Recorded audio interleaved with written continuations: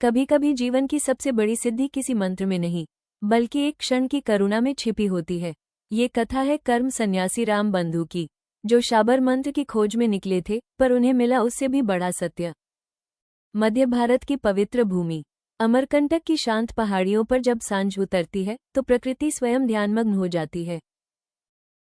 उसी पावन धरा पर एक कर्म सन्यासी रामबंधु सत्य और सिद्धि की खोज में अकेले आगे बढ़ रहे थे। उनके अधरों पर केवल एक ही ध्वनि थी, ओम नमः शिवाय, एक जप जो भय को भस्म कर दे और आत्मा को स्थिर कर दे। घने जंगल, पथरीली धाराएं, अनजाने रास्ते, पर उनका संकल्प अडिग था। तभी एक सूखी नदी के वीरान तल पर नियति उनका इंतजार कर रही थी।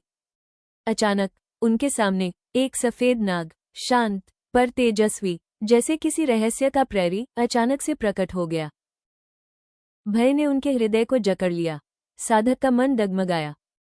भागते कदम, टूटी हुई झाड़ी और एक असहाय गिरावट, मानो परीक्षा अभी समाप्त न हुई हो।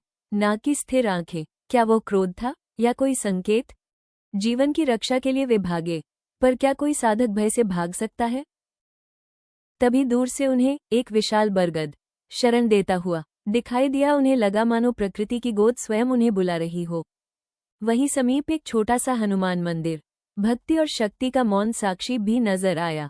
बरगद की छाया में मंदिर देख जैसे सन्यासी की जान में जान आ गई। थकान से चूर रामबंधु योग निद्रा में लीन हो गए, पर भीतर की यात्रा अभी शेष थी। अचानक शोर गूंजा, मारो मारो। निर्दोष भय अब हिंसा में बदल रहा था। रामबंधु की आंखें खुली और सामने था एक नया द्वंद्व। वही सफेद नाग, अब लहूलुहान, बरगद की शाखा से लिपटा, जीवन की भीख मांगता हुआ। क्षण भर पहले जो भय था, अब करुणा में बदल गया। यही साधना की पहली सीढ़ी है। उन्होंने बच्चों की दिशा बदल दी और उस एक संकेत से मृत्यु का मार्ग मुड़ गया। नाग शांत हो गया, मानो प्रकृति ने राहत की सांस ली हो।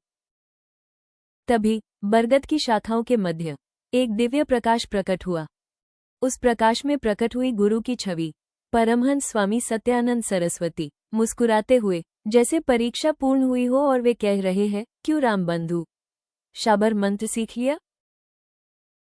रामबंधु ने हाथ जोड़ दिए और मन ही मन कहा, गुरुदेव, आज समझा, सच्चा मंत्र शब्दों में नहीं, करुणा में बसता है। और उस दिन एक साधक ने जाना कि सबसे बड़ी सिद्धि किसी प्राणी की रक्षा में है। इस सीख के साथ हमारी यह कहानी यही समाप्त होती है। ओम नमः शिवाय।